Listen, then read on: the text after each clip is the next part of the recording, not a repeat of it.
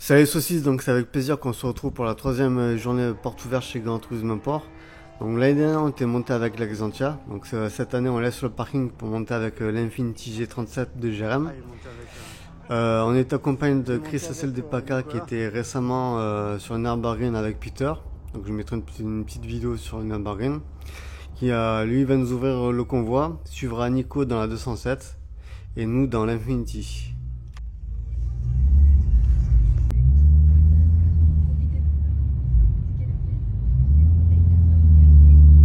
Parti. Oh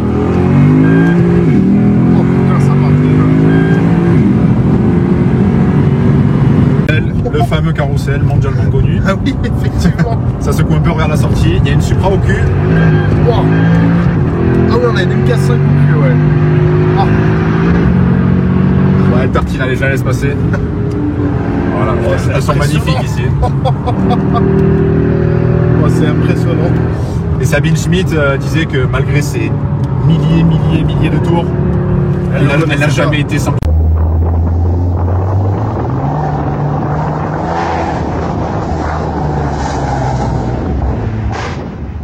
Voilà, donc là on se retrouve dans l'Infiniti de GRM où les deux petites mamies étaient surprises par le petit pop de l'Infiniti.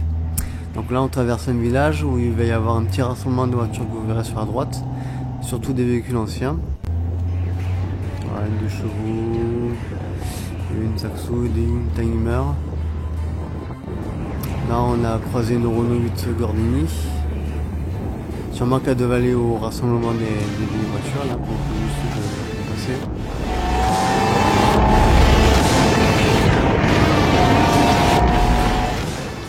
Donc là on va croiser une R34 bleue. Donc je sais pas si ce sera la même qui sera chez Gran Turismo Port. Donc il y avait plusieurs R34 bleus donc là-haut.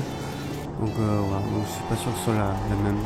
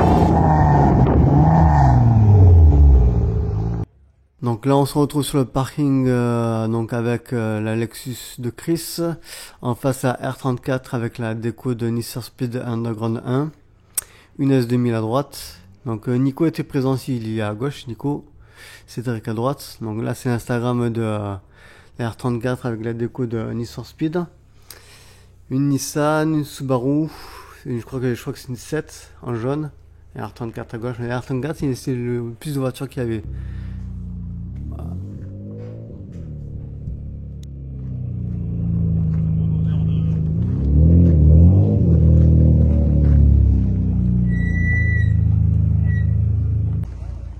Là j'avais gentiment demandé à Anthony si c'était possible de garer à l'Infiniti en haut, mais il m'a dit il n'y a pas de problème, vas-y gare-toi en haut Fabien.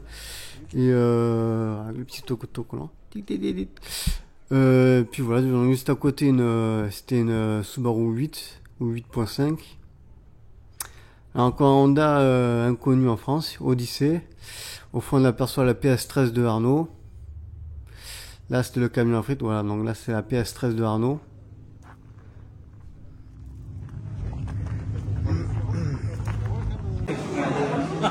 Hein? Tu me fais regarder mon jeu.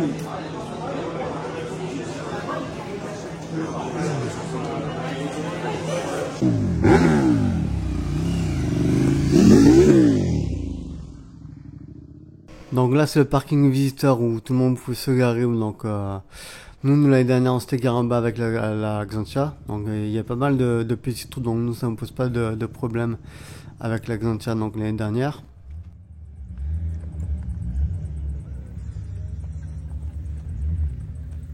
Ils ont pas peur, hein.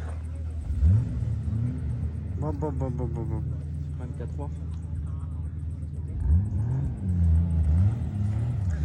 C'est beaucoup plus rempli que... Ouais. Et il tombe sur place.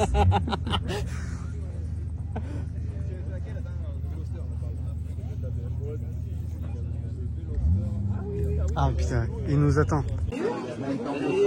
On est bien.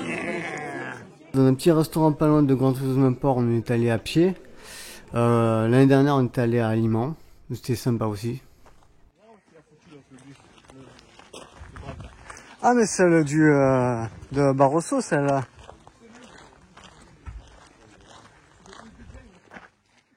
Donc une fois quoi, après avoir mangé, donc on a pu papoter un petit quart d'heure avec Peter, Jen, Chris et Nico. Et par suite, on a continué là encore la visite des locaux. Donc là, on aperçoit une Datsun 240. Donc la même que Ben Auto 13. Donc ça lui plaira sûrement. Donc là, c'est une édition First Lady Z. Donc c'est une catégorie sportive de la marque Datsun. On continue la petite visite du parking. Donc là, c'est Manu où on fera, après que vous verrez par la suite, on fera les photos et vidéos ensemble. Donc Manu qui est accompagné de son collègue Matt. Donc je mettrai de toute façon les Insta. Là, c'est la Nissan Silvia S15 de Jen.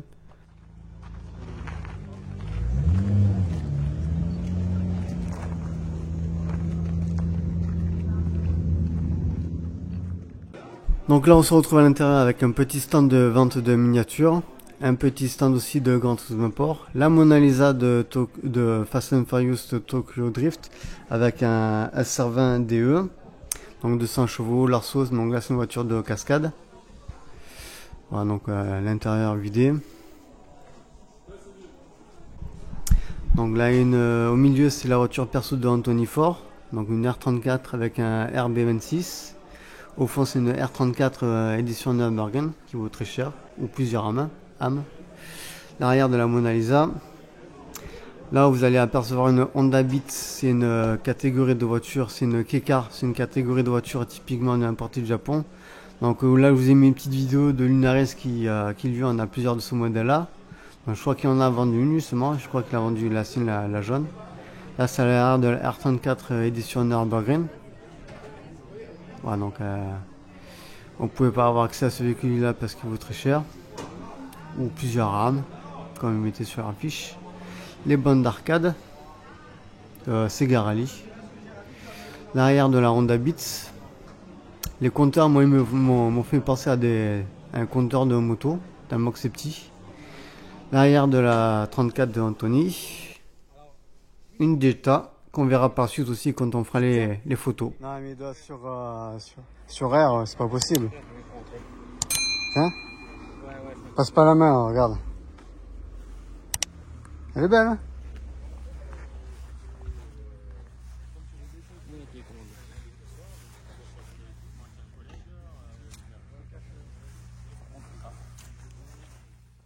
Donc là on est sur les véhicules en attente d'homologation ou de préparation. Donc là c'est une Toyota Crown il me semble. Juste à côté il y a une Nissan Silvia, une Mitsubishi Evo, une Silvia et tout au fond une Aristo. Ah, j'étais un peu parce qu'il y a plein de poussière. C'est sûr, ces voitures sont en attente d'homologation. Ouais. Irlande. Ah, il y a de belles voitures. Il y a une Aristo, une Evo.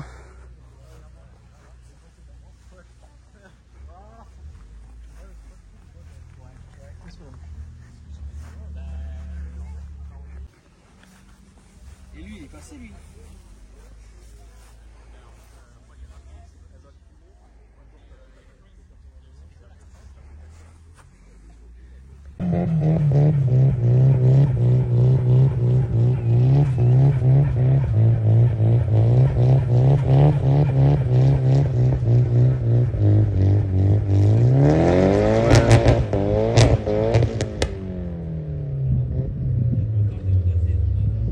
Il tombe dans le vide. Il tombe dans le vide. Oh putain.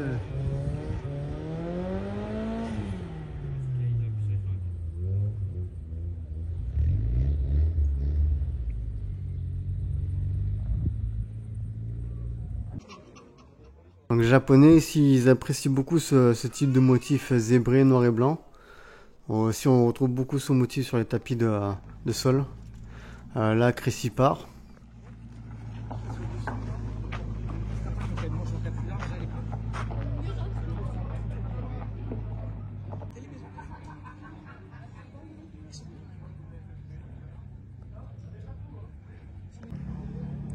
Oh, une Ferrari!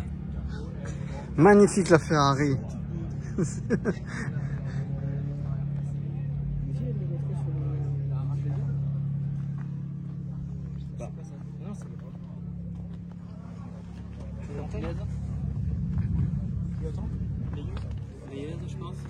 Ah ouais? Non, je crois que c'est pour se garesser. Ils ont ces espèces de pointeurs, je sais pas comment ça s'appelle, pour se garer là-bas. En fait, tu dois avoir comme ça te permet d'envoyer dans ton aile en fait. Ouais. Il y a des voitures en fait, c'était des pots qui sortaient du pare-choc.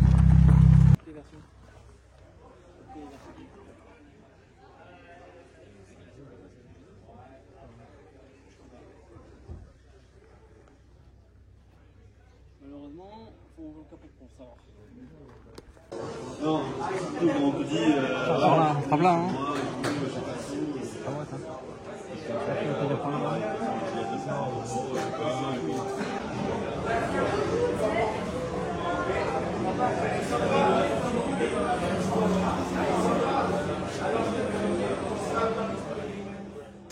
Donc là on retrouve la 34 de Anthony, juste derrière c'est la R34 V-Spec 2 édition Nürburgring. Le prix tourne autour entre 400 et 450 000 euros au vu de ce que j'ai vu sur internet.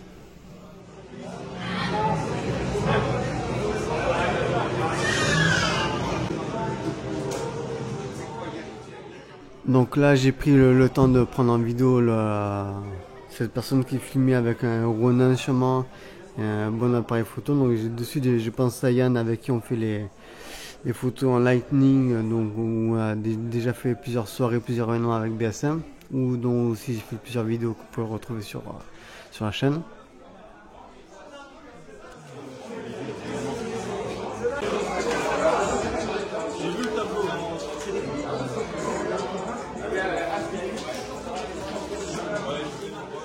Donc là pour ce moteur VTEC, donc j'ai vu dans l'une des stories de Arnaud qui faisait un swap avec, mais je sais pas trop sur quel véhicule c'était.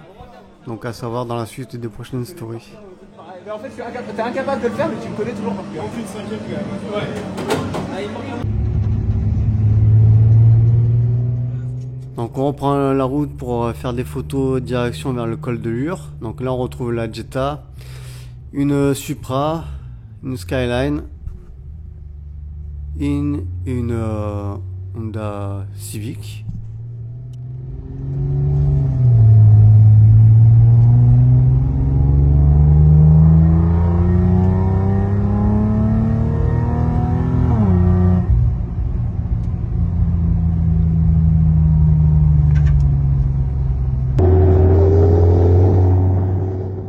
Voilà, donc là on est parti pour faire des photos des vidéos en roulage. Donc là on aperçoit la Supra qui redescend. Toujours sympathique cette petite vue avec la Insta300 RS. Donc une caméra que j'apprécie beaucoup. Voilà, donc là on est juste devant Manu et Matt qui nous prennent en photo et qui nous filment. Bon, dans un futur proche c'est quand même prévu que j'achète des micros externes sans fil, parce que là le son est vraiment horrible avec le vent qui se jette sur la caméra. Donc normalement c'est prévu que j'achète ça d'ici 2024, donc pour que ce soit un petit peu mieux.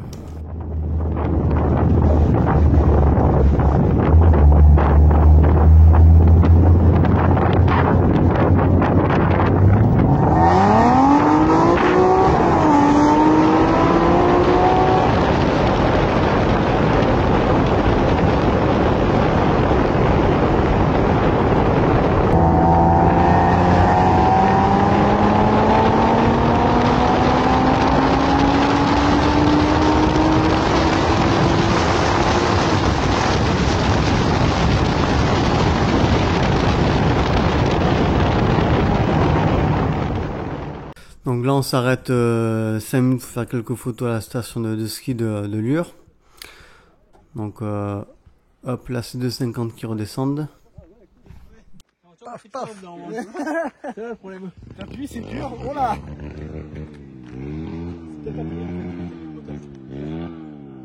Là, c'est bizarre.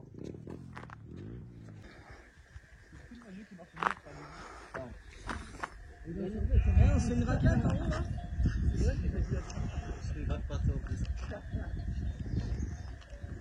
Hein? C'est une raquette? Ouais. On pourrait, ouais. Donc on continue les photos à la station de Lure, juste à côté du restaurant. Donc c'est vrai qu'une bonne raclette sur celui-là, avec une belle vue pareille, c'est fort sympathique après une bonne balade. J'aime bien ces deux gros.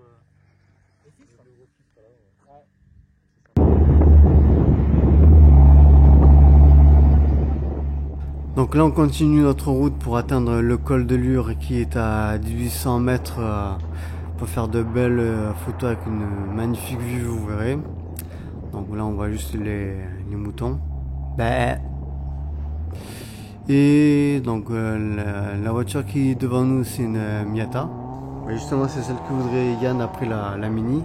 Donc là on est en train de vendre la Mini pour s'acheter une Miata MX-5. Et on retrouve Manu et Matt qui nous prennent en photo vidéo.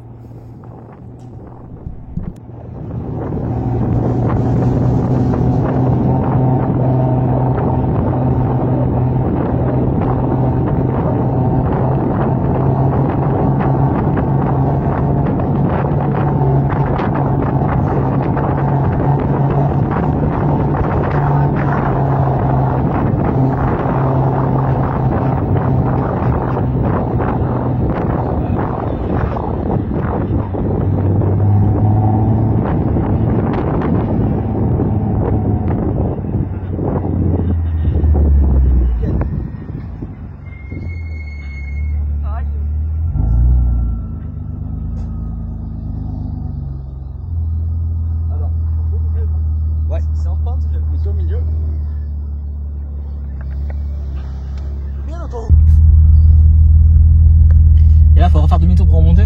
Ouais.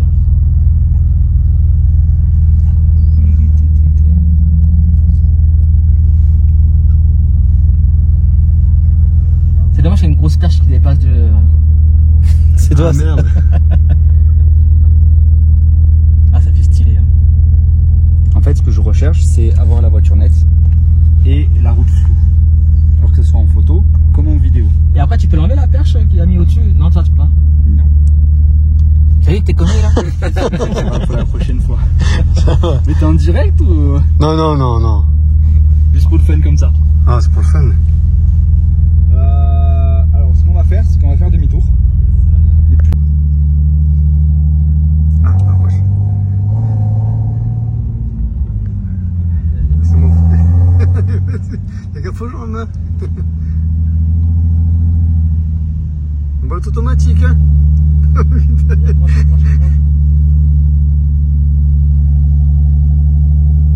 Ah, c'est bien ça. Un lavage gratuit, par exemple.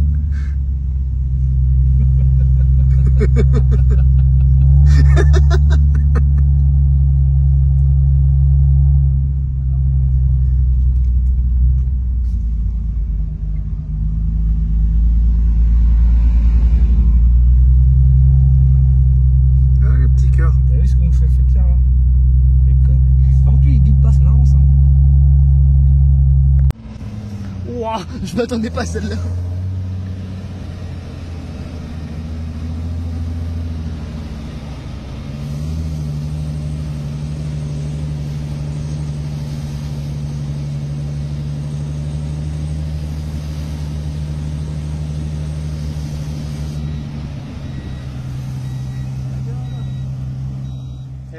Voilà, donc là c'est notre petite surprise avant d'atteindre le col. Donc on a fait la rencontre d'un Citroën Type H qui lui est monté juste après le col pour voir le coucher de soleil. Donc on a pu prendre quelques photos avec lui et faire le roulage avec lui jusqu'en haut. Rien hein, sur Marseille. Donc si vous aimez aussi les films d'horreur, vous pouvez apercevoir un type H, Citroën type H dans le film Haute Tension, sorti en 2003. Donc j'essaierai de vous mettre une petite affiche du film là pendant le montage. Eux, il avait aménagé pour le camping-car pour se balader en couple. Voilà, donc il était bien restauré, il était gris mais sympathique. Et voilà, donc on fait un petit bout de chemin. Et ça va le col ensemble.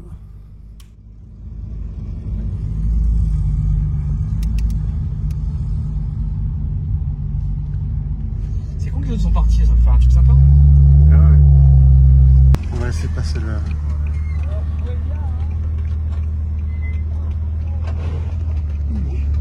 Oh, pas là, merci beaucoup, monsieur. Merci. Allez, passez une bonne soirée.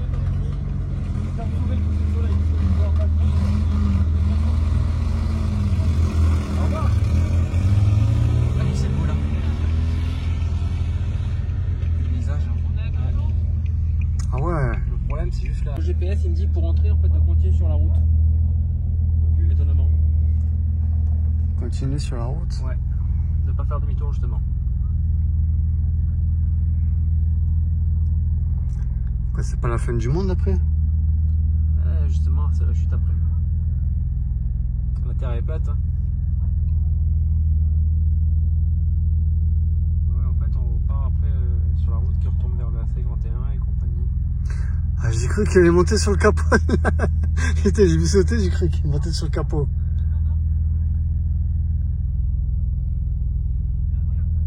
Ouais, il m'a dit, va te faire enculer. Ouais, tu vois, il fait. Ah ouais, c'est ça, ouais. Le de la route, il fait oulala. Hein? Oui, il y a des virages. Ouais. Oui, il y a des Allez. virages. Enculé. Paysage de Lure.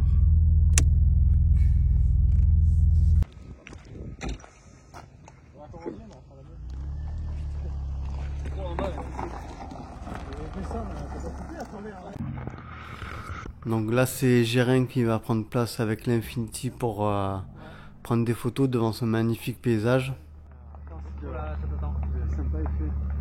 Stop, mais attends. en face. Là tu dois être sur le photo là. Là, il y a les photos là. Montage, vous allez dessus en fait. Allez, le côté il est aussi loin.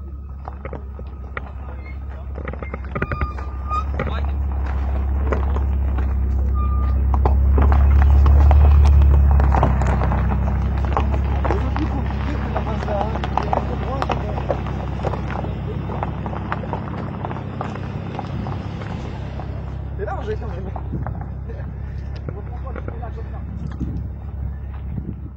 Donc là à gauche on voit Manu qui place la voiture pour prendre des photos après. Et Jérém il est en train de garer l'Infinity pour prendre des photos devant le col.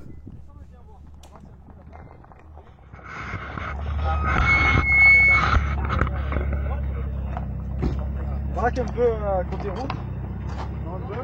Alors paysage de Lure, qu'est-ce que ça nous indique? Vous êtes ici. Ah, on est au plus haut. Ouais, ça a l'air de légèrement monter encore un poil, mais après, ouais. Non. Et après, ça descend. Chez moi. Négociation sur le côté.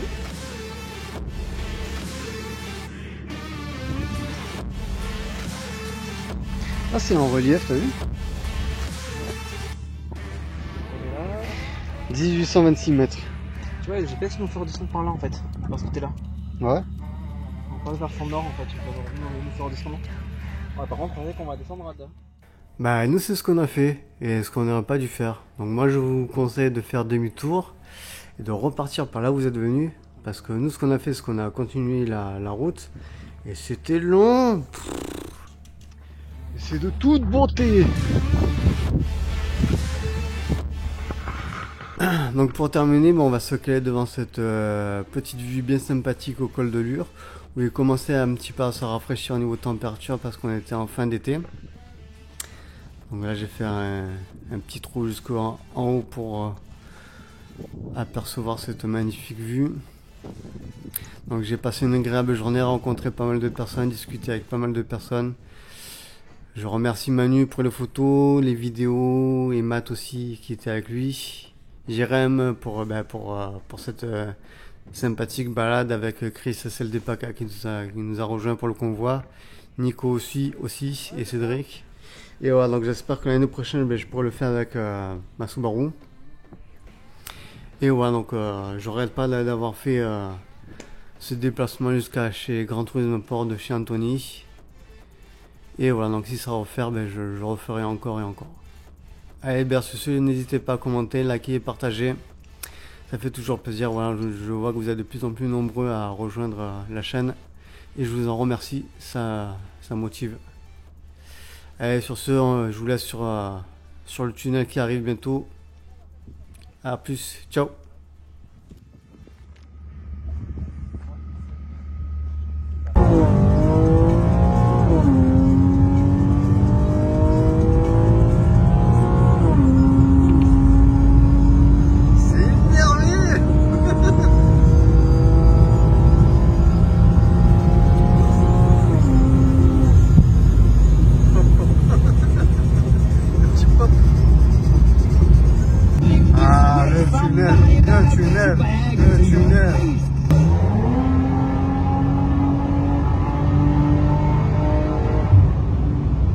Le tunnel.